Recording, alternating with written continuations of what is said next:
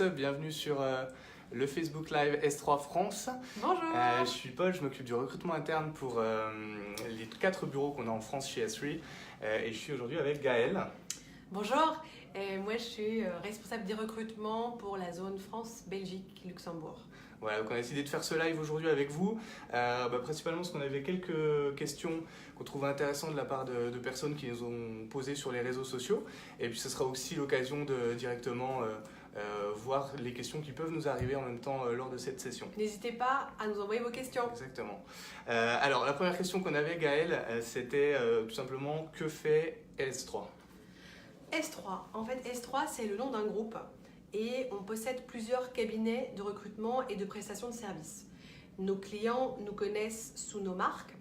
Alors on va avoir différentes marques comme Computer Futures, Real Pharma, Real Life Sciences. On a Huxley, on a Computer Futures Progressive. Et donc tous vont spécialiser dans un domaine d'activité bien précis. On va être dans le domaine de l'informatique, dans le domaine de la santé, dans le domaine de la banque, finance, assurance, et j'en oublie, non, et dans l'ingénierie et l'oil and gas aussi. Donc en gros, on a plusieurs cabinets de recrutement et de prestations de services. Ok. La deuxième question qu'on avait, c'était finalement, qu'est-ce que ça veut dire travailler chez S3 ? Qu'est-ce que ça veut dire travailler chez S3 ? Alors ça va dépendre de quel poste tu occupes. Il y a plusieurs possibilités. Aujourd'hui, on va retrouver des postes de business developer. Le business developer, c'est quelqu'un qui a la responsabilité de développer son réseau de clients, son portfolio de clients. Donc c'est un commercial qui est vraiment en front, comme on dit, avec les clients. On va avoir des possibilités de job de chargé de recherche. Le chargé de recherche, c'est quelqu'un qui va s'occuper plus de la partie candidat. Donc réseau candidat, sélection de candidats, voilà. Et puis on a le consultant en recrutement, qui est une troisième option chez nous. Et le consultant en recrutement, il fait un peu des deux. Il fait une partie client, développement commercial, et une partie développement du réseau candidat et sélection des candidats pour ses clients. Alors si demain j'intègre S3, comment est-ce que tu définirais toi la culture d'entreprise qu'il y a ? Notre culture d'entreprise, je dirais que c'est une entreprise internationale et que du coup c'est très marqué, je pense. Chez nous, on a tout notre back-office qui est à Londres. Du coup, ça crée pas mal d'échanges en interne en anglais. Je dirais qu'on est une entreprise avec une vraie culture du concret et du résultat. On est très orienté résultat. C'est ce qui va driver toutes les promotions et ta croissance chez nous. Et puis je dirais qu'on est aussi une entreprise qui laisse de l'espace pour faire des erreurs, pour se tromper et pour faire mieux, pour s'améliorer. Ouais, c'est ce qui me vient comme ça. Okay. Si demain je travaille chez S3, ouais. À quoi est-ce que vont ressembler mes journées ? Ouais, du coup, ça aussi, ça va dépendre un peu de quel poste tu as chez nous. Si tu es plus client, candidat. Mais en gros, tu es toujours sur l'un, sur l'autre ou sur les deux. Concrètement, une journée typique, on en a une là derrière nous. C'est pas mal de contacts téléphoniques. Il y a beaucoup de contacts téléphoniques. Et les bureaux qui sont vides, c'est des gens qui sont en clientèle. Donc, qui vont voir leurs clients ou qui vont rencontrer leurs candidats. Donc voilà. Ok.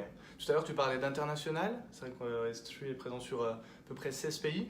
Est-ce que dans les faits, il y a des possibilités, par exemple, de mobilité à l'international ?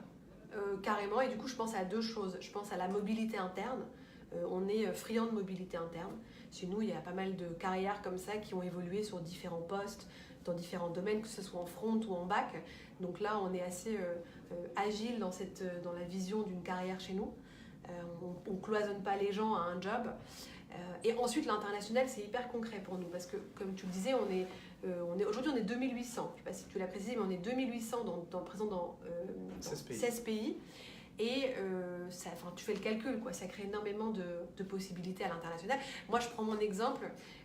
J'ai commencé à travailler en Belgique, puis j'ai travaillé à San Francisco, je suis venue travailler à Paris après.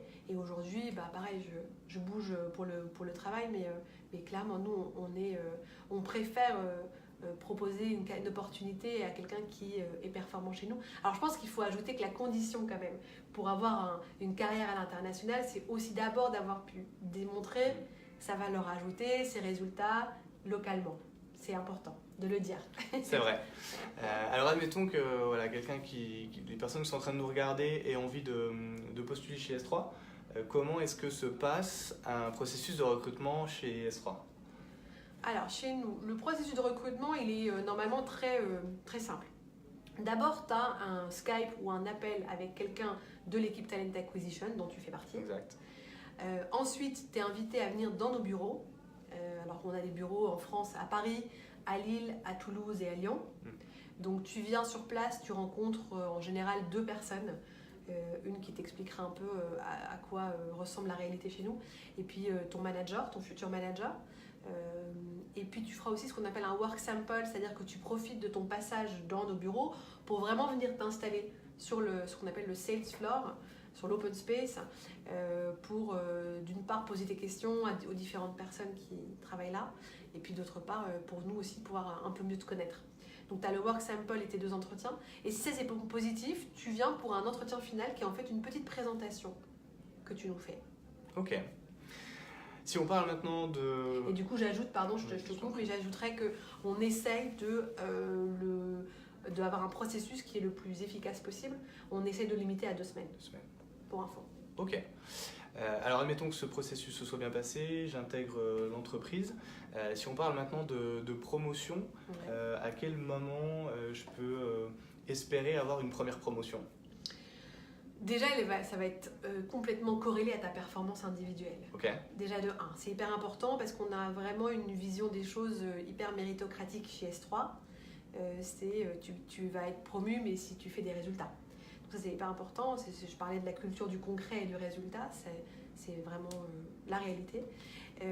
Et ensuite, pour répondre à ta question, la première promotion, elle arrive entre, je dirais, les 6 premiers mois et les 12 premiers mois. Pareil, dépendant de ton marché aussi, ta performance individuelle et tes résultats. Ce qui est bien chez nous, c'est que tout est très transparent. Tout est transparent. Tu es tout le temps au courant de quel chiffre tu dois atteindre, quel résultat tu dois atteindre, quel objectif tu dois atteindre pour passer à ta prochaine promotion. Donc voilà, c'est transparent. Tu peux aller visiter notre site internet. Tu vois notre système méritocratique. Et alors si tu avais un conseil à donner à quelqu'un qui aurait envie de nous rejoindre, et j'ai envie de dire un seul conseil, lequel serait-il?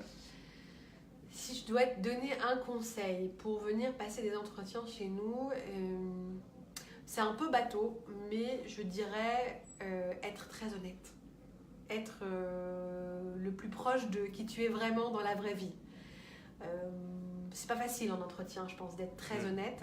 On est un peu stressé, on a toujours envie de se vendre, mais moi je dirais d'enlever ces couches-là de présentation, mais d'être vraiment toi. Pourquoi? Parce qu'on passe énormément de temps ensemble et du coup, nous, ce qui nous intéresse, c'est de voir ta personnalité, tes failles, tes défauts, tes qualités, mais nous, on prend un tout, quoi. On prend le tout, vraiment. Okay. Eh bien, merci, c'était les 8 questions qui nous avaient été envoyées auparavant par les réseaux. Ouais. Et je crois qu'on en a quelques-unes, exactement. Alors... Je voudrais savoir s'il est possible de faire un stage ou une alternance chez S3. Eh ben attends, je te pose la question. Eh ben vas-y. Est-il possible de faire une alternance ou un stage chez S3? Alors, pour le stage, ça sera un petit peu compliqué. On en a assez peu. On en a quelques-uns, mais en France, en tout cas, c'est vraiment à la marge. Pour l'alternance, par contre, on a à peu près 3 à 4 alternants qui sont recrutés chaque année et qui font un petit peu le job de chargé de recherche. Donc, ils sont sur la partie candidat. Voilà, donc la plupart du temps, ça commence en septembre. C'est souvent des périodes d'1 an. Donc, on en a quelques-uns. Je vois la prochaine question sur... alors, attends. Que je suive un peu ce qu'ils se disent. Sur le dress code, est-ce qu'on a un dress code chez nous? Alors le dress code, il va dépendre des équipes. On va avoir des équipes où il y a encore une tenue plutôt business, même si plus personne n'a de cravate aujourd'hui chez nous. Après, il y a des équipes qui sont beaucoup plus ouvertes, où ils vont être en polo, en t-shirt, en basket. Le vendredi, toute l'entreprise est vraiment ce qu'on appelle dress down, donc tout le monde peut venir comme il veut. Je dirais qu'après, c'est aussi de l'intelligence selon les activités du jour, c'est-à-dire si vous avez un rendez-vous business, si tu vas à l'extérieur, ben, généralement tu adaptes ta tenue à la personne que tu vas rencontrer aussi. Exactement. Carrément. Exactement. Carrément. Et on voit une question sur comment est-ce qu'on récompense les bons résultats chez nous. Alors, à part les promotions, on le disait. À part les promotions, bah, il y a deux choses, je dirais. Il y a le côté récompense individuelle. Là, ça va plutôt être le commissionnement qui va être vraiment 100% calqué sur le nombre de placements, le nombre de recrutements que la personne va faire chez nous. C'est la fameuse méritocratie. Exactement. Ouais. Et puis après, il y a de la récompense plus en équipe sur ce qu'on appelle les incentives chez nous. Donc il y a par exemple 3 gros week-ends qui sont organisés chaque année. L'an dernier, on a eu Las Vegas, Ibiza et puis Rome. À Ibiza, où tu y vas cette année en plus. Ibiza, je vais y aller dans 2 semaines. Et puis on a aussi les incentives plus récurrentes qui vont être mensuelles et qui sont ce qu'on appelle chez nous des club lunch. En fait, c'est par équipe. Quand une équipe a atteint des résultats, ils ont l'après-midi du vendredi off. Ils vont souvent dans des restaurants étoilés à Paris et puis ils passent après l'après-midi ensemble là-bas. Donc c'est plutôt sympa. C'est très sympa. Très sympa. Est-ce qu'on voit d'autres questions? On a Jordan Georges qui nous dit coucou. Hello. Et pas d'autres questions pour l'instant. Pour l'instant, pas d'autres questions. Qu'est-ce qu'on pourrait se demander si... Ah oui, si. Toi aujourd'hui, tu cherches quoi? C'est quoi les profils que tu cherches? Le profil idéal, c'est quoi? Ouais. Alors aujourd'hui, j'ai plusieurs postes de consultant en recrutement d'ouvert, un poste plus vraiment de business developer. Pour les consultants en recrutement, de manière générale, c'est des personnes qui ont déjà des compétences en vente. Okay. Donc idéalement, tu vois, qui ont déjà fait de la prospection, qui ont déjà fait de l'approche client, qui sont déjà allés en rendez-vous client. Ça, c'est vraiment des profils. Est-ce qu'il faut avoir de l'expérience dans le domaine d'activité, par exemple l'informatique ou la banque ou Non, le pharma? pas du tout. Honnêtement, 95-90% des gens qu'on recrute connaissent pas du tout le secteur dans lequel ils sont. Il ne faut juste pas avoir de réticence par rapport à ce secteur-là, mais il n'y a pas besoin du tout d'avoir de connaissances en fait. D'accord. Donc après, on cherche ces compétences-là et puis aussi des personnalités, des gens qui vont amener aussi de la bonne humeur au quotidien, qui vont... oui. Voilà. On veut des personnalités qui amènent de la bonne humeur. Exactement. Voilà ce qu'on pouvait dire, Gaëlle. Je pense qu'on a fait le tour des questions qu'on avait en on refera une séance une autre fois. Exactement. Une prochaine fois. Merci à tous. Merci. Merci à tous. Alors, il y a Justine Maurice qui nous redemande quand même comment on récompense les bons résultats des consultants. Alors, c'est ce qu'on disait tout à l'heure. Carrément. À la fois, c'était du commissionnement et puis des incentives. Justine, tu pourras revoir peut-être ce qu'on disait tout à l'heure en vidéo. On a parlé de ce sujet-là. Bon. Merci à vous pour ceux qui nous ont regardés et puis on vous dit à bientôt pour une prochaine. Salut. À bientôt, ciao. Bye.